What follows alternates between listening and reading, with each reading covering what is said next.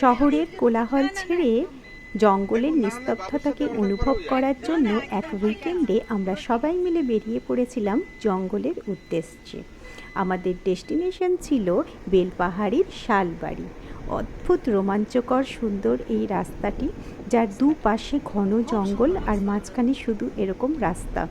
এই রাস্তাটাকে উপভোগ করতে করতে আমরা পৌঁছে গেলাম আমাদের ডেস্টিনেশন শালবাড়িতে। আর এই শালবাড়ির চারপাশে ছিল এরকম সুন্দর শাল জঙ্গল। পুরো যেদিকেই চোখ তাকাচ্ছে শুধু এরকম সবুজ, আর সবুজ পাতাগুলো জানো তো এখন সিজন চেঞ্জের জন্য মাঝে মাঝে লালচে লালচে আভা হয়ে গেছে, এত সুন্দর লাগছিল দেখতে। আর মাটিটাতে পুরো জঙ্গলের যে মাটিটা, সেই মাটিটাতে পুরো এরকম শাল পাতায় ঢাকা। চারিপাশে যেদিকেই পা দিচ্ছি শুধু এরকম শাল পাতা। আর মানে প্রকৃতি যেন একদম এখানে নিজের রূপকে একদম মানে নিজের মতো করে মেলে ধরেছে, এত সুন্দর লাগছিল।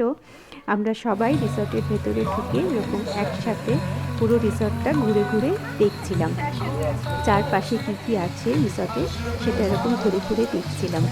তো তারপরেই হচ্ছে আমাদের চোখ গেল এরকম মাড হাউসের দিকে, যেটা রিসর্টের মেন আকর্ষণ, আর যেখানে আমাদের টিমের ফটোশ্যুট চলছিল। আর রিসর্টের এক পাশে যেরকম এরকম মাড হাউস আছে, ঠিক তার অপোজিটে এরকম ছোট্ট সুইমিং পুলও করা আছে, যেখানে কচিকাচারা নিজেদের মতো করে একদম জলটাকে উপভোগ করে যাচ্ছে। তা আমরা এই সব কিছু দেখলাম এবং তার পাশে পাশে চললো আমাদের অদ্ভুত সুন্দর সুন্দর ফটোশ্যুট করা। হ্যাঁ, তো দিনটা খুব সুন্দরভাবে কাটলো। তো আজকের ব্লগটা আর বাড়াচ্ছি না, এখানেই শেষ করছি। খুব ভালো থেকো, সুস্থ থেকো, টাটা।